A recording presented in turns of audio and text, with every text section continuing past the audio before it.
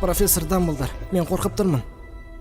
Бәріміз де бір нәрседен қорқамыз. Редикус! Ньют, сенің кезегің? Мұның айрықша болды.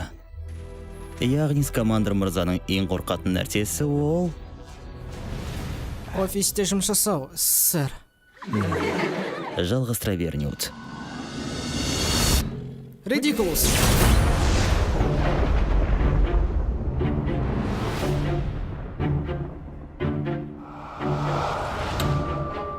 Сиқырдың өзегі тек ерекше жандарға тән. Әйтсе де бізге жасырынып жүру керек.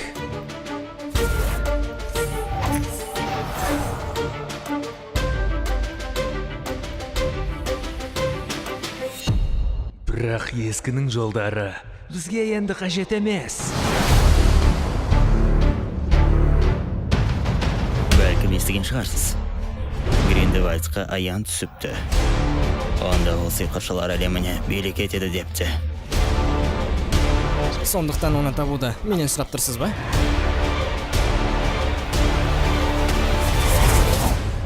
Мен Гриндевальдқа қарсы шыға алмаймын. Сен шығын керек. Сенің орныңда болсам бас тартар едім. Тым кеш. Сау бол, Ньют. Иә, әрине.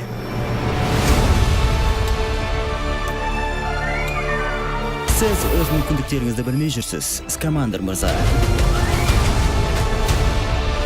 Олардың тәкаппарлығы жеңісіміздің кілті.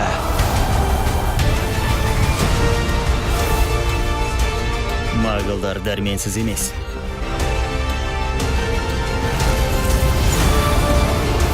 Қуыршақ емес.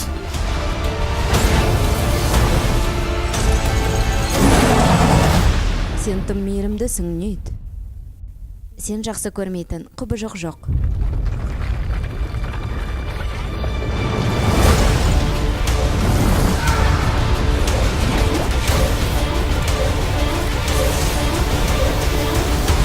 Скамандр мырза, Дамблдор сізді жоқтайды деп ойлайсыз ба?